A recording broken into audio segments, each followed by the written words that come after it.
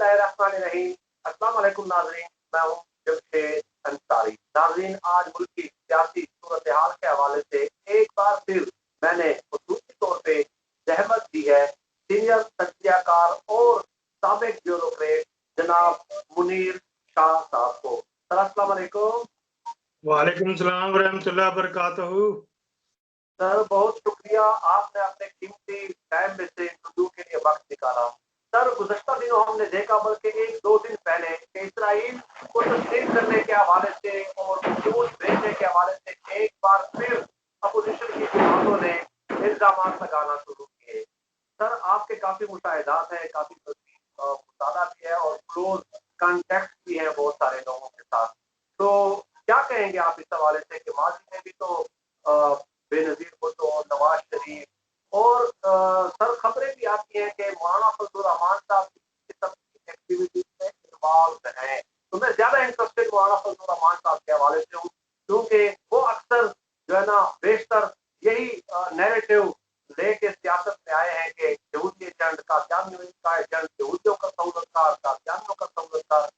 आप क्या कहेंगे सर ये तो बहुत बड़ा टॉपिक आप है, इसके लिए तो आपको 5-6 फिल्में बनानी पड़ेंगी। ये मुनाफिक नहीं है, ये अब्बुल मुनाफिकीन है। ये 1,00,000-1.5 लाख मुनाफिक हो ना तो उनके ऊपर जो अब्बा बनता ना, ये वो है। इसके लिए ये तो नवाज शरीफ का आलाकार है।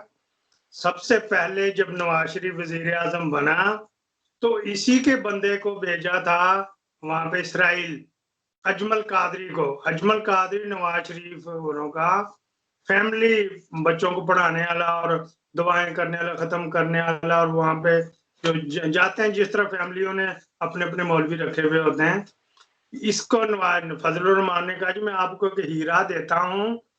तो फिर जब अजमल कादरी का बताया तो वो बड़ा खुश हुआ। ये तो नवाज शरीफ जो पहले वजीर आजम बना था उस वक्त से ही जो नवाज शरीफ है वहां पे जाता रहा इसराइल। एक बात हो गई। इसराइल को लाने वाले, नवाज शरीफ को लाने वाले भी इसराइल की लॉबी है, और अभी भी उन्होंने लॉबिंग फर्म हायर की हुई है, वो भी इसराइल की ही है। और नवाज शरीफ का सेकंड टेन्योर और थर्ड टेन्योर, अभी जब नवाज शरीफ का ताजा ये दौर खत्म हुआ, इसमें मौलाना साहब गए थे जॉर्डन। जॉर्डन से फिर ये आगे वहां गए थे। वो किस तरीके से गए, मेरे से को प्रूफ ले, मैं देता हूँ प्रूफ। एक बंदे को मैंने थोड़ा सा बताया था तो इन्होंने आपकी बात कनेक्ट कर रहा हूँ। जॉर्डन से मौलाना फजलुर रहमान इसराइल गए थे। जॉर्डन से ये सबसे पहले जो ब्रेक मेरे कहने पे एक बंदे ने की थी, अब्दुल शकूर है दुबई में, फिर इन्होंने उसके ऊपर हमला करवा दिया।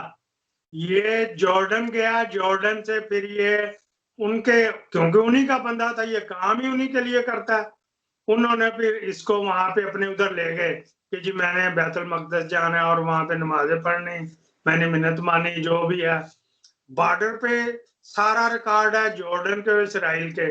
फजलुर रहमान खुद गया 2016 में, और ये नवाज शरीफ के इस वजह से भी करीब है। आपको पता है जितनी भी छोटी सी प्रॉब्लम नवाज शरीफ फोन करता, ये एक दूसरे के काने हैं। ये तो इंटेलिजेंस शेयर करता है इंटरनेशनल इंटेलिजेंस एजेंसियों को, इस पूरी बेल्ट की जो अफगानिस्तान के मगरब और मशरक की तरफ है, ये सारी वहां पे इंटेलिजेंस उनके साथ शेयर करता है। आप गए किसके थे इसराइल? हाँ जी, नवाज शरीफ के कहने पे नवाज शरीफ ने इनको दिखवाया था फजलुर रहमान जी जी जी, नवाज शरीफ के कहने पे, नवाज शरीफ के कहने पे गए, क्योंकि नवाज शरीफ का बेटों का बिजनेस स्पेंड हो रहा था। तो इसराइली फर्मों के साथ मिलके सऊदी अरब में जो स्टील मिल लगाई हुई है, वो जो उसका तीसरा पार्टनर है वो इसराइली है। तो फिर अच्छा, दूसरी जो इंडिया में बनाई हुई है, इसने पार्टनरशिप के ऊपर टाटा ग्रुप में जो इन्वेस्टमेंट की हुई है हुसैन नवाज ने, उसमें उसमें भी इसराइल इन्वॉल्व है। यानी इसराइल तो पाकिस्तान में इसराइल इसराइल पार्टनर है जो स्पीच बिल बनाई है नवाज शरीफ के दो बेटों ने, तो जगह से थर्ड पार्टनर उनके साथ इसराइल है। जी, इसराइल का बंदा। तो जब इसराइल का बंदा आ गया तो फिर हर तरह की इंटेलिजेंस शेयर हो जाती। फिर तो ये भाग भाग के मैं जाते। अभी तक एक रिसेंटली मैं हैरान हूँ, कोई वजूहात होगी हमारे इदारों में कि जो अभी तक स्ट्रिक्ट एक्शन नहीं लिया।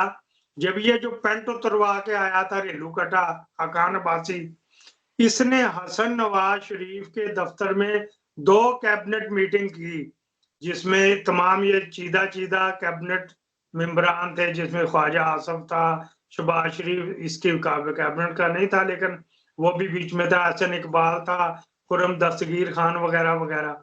वहां पे जो भी मीटिंग हो रही थी, एक सजा याफ्ता बंदा नवाज शरीफ वो उसको हेड कर रहा था।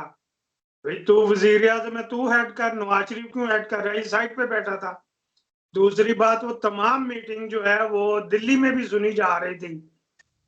अभी तक एक्शन किसी कुछ वजूहात होते हैं, इंटरनेशनल दबाव बड़ा होता है।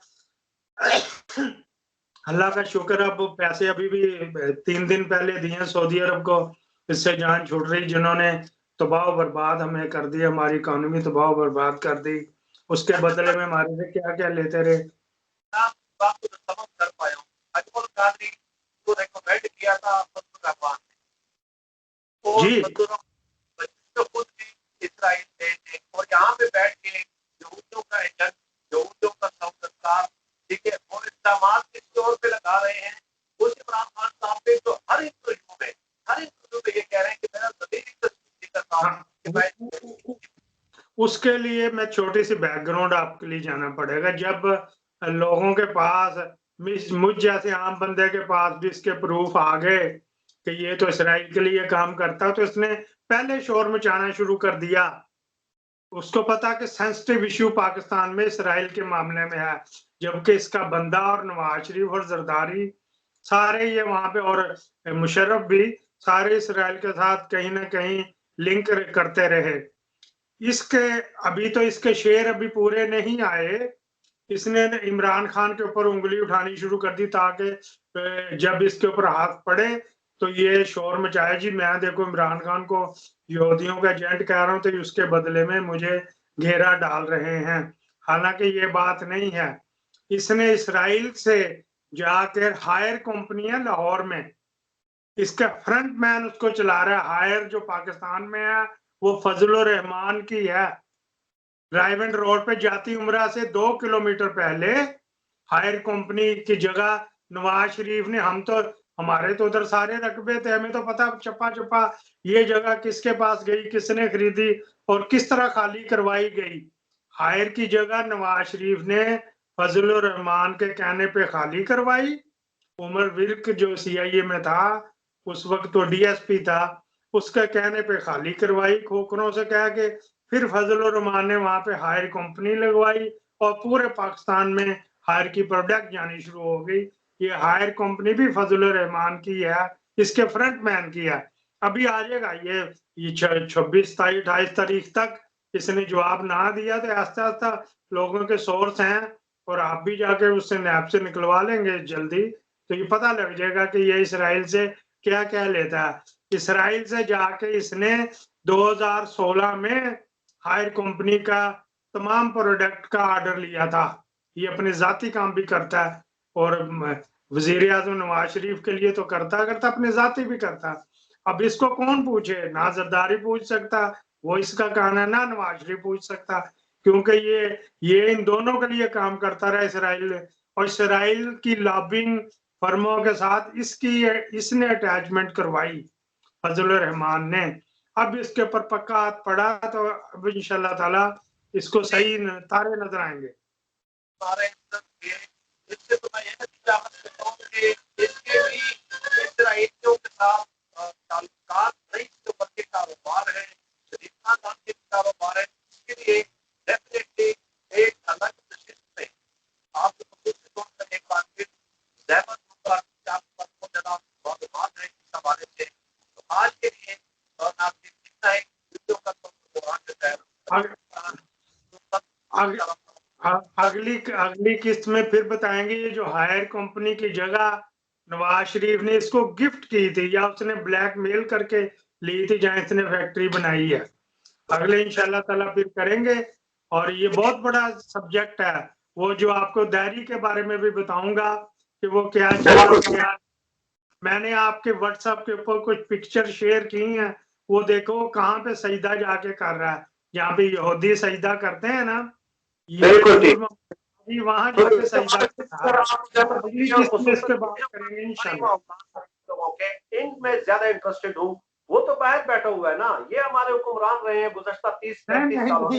इंशाल्लाह ताला ये इसको एक्सपोज करेंगे, इसको एक्सपोज करेंगे, ये पूरी तरह इसको एक्सपोज करेंगे।